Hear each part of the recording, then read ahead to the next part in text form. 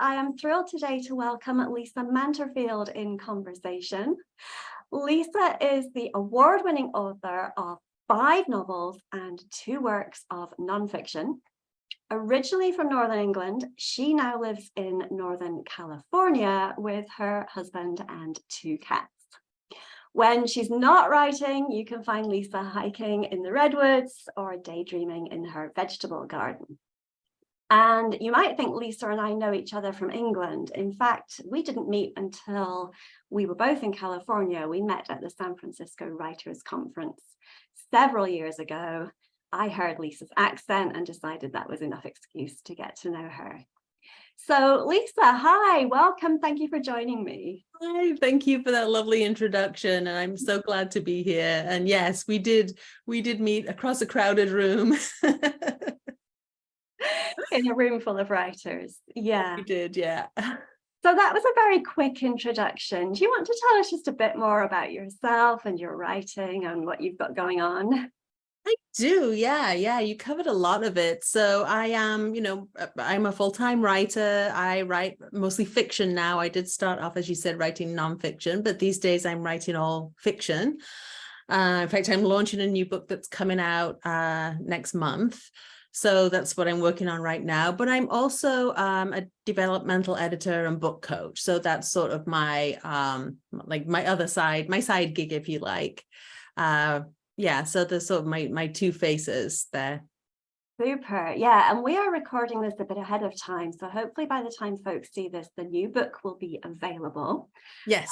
The new release is All Our Lies Are True. Tell us a bit more about that. I want to wiggle it in front of the camera. Yeah. Okay. So this is a thriller about a young woman whose family were thrown into the spotlight when her twin sister went missing when they were children. And she was never found. And at the opening of the book, the police turn up on the doorstep with news. And so the family finds themselves thrown into the spotlight and suspicion. So it's a thriller and a suspense and a psychological twist. So all the fun, dark, twisty stuff that I like to write. Yay. And at the time of recording this, I have not managed to get my hands on a copy, but mine is on order. So I'm looking forward to that. And based on reading some of Lisa's previous books, I know it's going to be a good one. Thank you for that. Yeah, you got a thumbs up from, was it Kirkus? From Kirkus, yeah. I got a coveted get it thumbs up from Kirkus, which is great. Yeah, I mean that's a big boon. So yeah, I'm excited. There's a lot going on. I've got, doing my marketing, got a big launch planned. So I'm sort of excited to see what happens. And of course, part of that marketing plan was redoing my website, which is where you came in. I did, yeah. And you were super organized. So bravo for not waiting until a week before the new book release to contact me about a website. You have a lot going on. So we actually worked on the website earlier this year. What made you decide that it was time to do that? So a couple of things. Yeah, I mean, this is not my first book launch rodeo. And so I know that you have to start, 3 times further ahead of time than you think you have to. And so I was starting to look at, my messaging and my branding and think about, some of the things I wanted to put into place. And my website had been around for a long time. I think, when did I have that? I think it was like 2017. I think that that particular iteration of the website was made. And it was old and it was a fine website, but I had tinkered with it and added to it. And, if you went behind the scenes there were sort of 4 pages of pages back there. So it just was kind of all over the place. And, I'm also not a designer, and I know that. I can tinker with the technical stuff, get myself into trouble and usually get myself out of it, but I'm not a designer. I just don't have that visual eye. And I needed something that was going to be on brand with my books, that was just going to look professional. And then also for the book coaching site as well, that it was really important that my book coaching and editing page didn't look like I'd made it myself, which in fact I had. So it was just a case of really like stepping everything up a level and, really looking like a pro. And then the other aspect as well is that one thing that I wanted to include in my launch this year was, which I haven't done before, is selling direct to readers.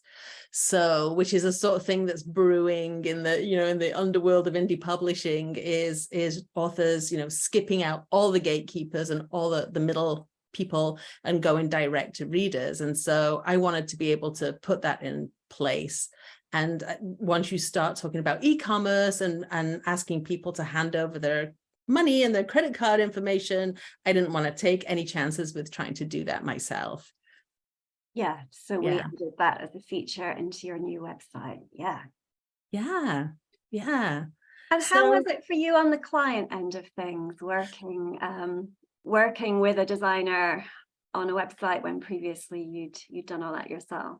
Well, I'm sort of laughing because you said, oh, I'm so organized, and I just did not feel organized about this, but you, on the other hand, were organized. So, yeah, I mean, what I really love, my husband is helping me with my marketing, as you know, so he was in on it as well, which was great. But, when the first thing you did was send me this information package with not only everything laid out of what you need, but some workbooks to, like, how do you write copy, what do you need to think about when you're doing your about page, for example. So everything was there, and then it was just really easy. I already had a website, which helped, so a lot of that information was pulled over, but it forced me also to look at every single element that I was putting on my website and saying, okay, is this still current? Do I need to update this? So it was very good to be able to go in an organized manner that way. And then, of course, the design aspect of it was just was great, because I remember that first moment, because I was traveling a lot, if you'll recall, when we were actually doing the website. So I'd like get off a plane and open an email and find something. So I remember the first time that I saw the website, and it was just like, oh yeah, that's it. That's my brand. That's my website. Those are all the colors that they just happen to be some of my favorite colors as well, but they happen to match my book. So it just was, yeah, I mean, the first iteration that you sent was just, I remember looking at it and thinking, yeah, this is it. We just got some things to tidy up. So, and I think what that came from was your organization and that initial call, where we really talked about it. Like, what is the tone that I'm trying to get? What is the tone of my books? Who am I trying to talk to? What are some colors that feel right? So you had all the tools in place for us to work through all of that and really understand what we were trying to do before we did it. And that's when I'm thinking about marketing my books, that's the work that I do as well. Like, who is my audience? What is this book? And getting all that in place first makes everything so much easier. Yeah, definitely. A strong website certainly starts way back when you are clear on who your reader is and who your audience is for the other services that you offer. Yeah. And it is a collaborative effort. So definitely kudos to you both for the efforts on your end for getting all the pieces lined up for the project. Yeah, like I said, you made it easy for us to organize it, and then it was just a matter of us prodding each other to do the bits that we promised to do. Yeah. And what has been the impact of the website? What have you noticed feels different or is different as a result? And the website went live back in May, so yeah, it's been there for you for a few months now. It has, yeah. So a couple of things have happened. I've been doing a lot more social media, and one of the things that we did was incorporate my Instagram feed onto the website. So I've had a few people, find the website and who sort of haven't realized that I was on Instagram or wherever, and oh, I love your videos that you've been making. So they are very visible on the website, which I think adds a real personal touch. So the website isn't static. People can click on and they can see me, and they can see me talking to them. So I think that adds, a really interesting dimension. And then interestingly, prior to changing the website, all my editing and coaching work had come through referrals. And since then, I've started to have to ask people how they found me, because they've come to me through the website, which is interesting. So a little meeting pops up on my calendar that somebody wants an intro call. I'm like, oh, that's interesting. So that's been really great, which means that whatever hurdles that were in the way with the old website to stop people from making that next step to reach out and try and connect. And I think what it is, we have a button now that says, let's chat, or I can't remember exactly what it says, but that basically it's a welcome to, reach out and connect, which is really great. And then I just, the book's just gone live for pre-order. So, and the online shop, I'm like, well, I don't know. Do people want to do people want to buy direct from authors? I don't know. Let's see. Well, it turns out they do. So that is being really positive. So yeah, I mean, there's a lot of really great stuff that's happening. Yeah, and buying direct from you is the easiest way to get a signed copy of the book, right? That's an added value. Unless you happen to show up for an event that I'm doing, which is I'm on the West Coast. So my next event is in San Francisco. So unless you're on the West Coast, it's actually the only way to get a signed copy. Yeah. So that's nice that you can sell direct. Yeah. And yeah, that's good to hear about the book coaching services, that when you're not in full-on book launch mode, that you've got that other piece of income, and the website is quietly working away.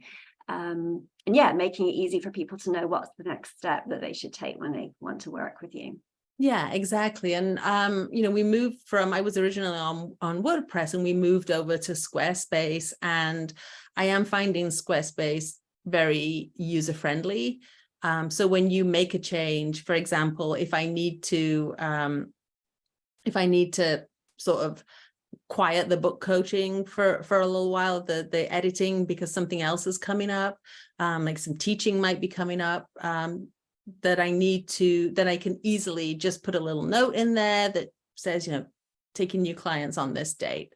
And for somebody who doesn't have that design eye, Squarespace sort of takes that. I don't know, WordPress, you can make a WordPress site look really ugly really easily.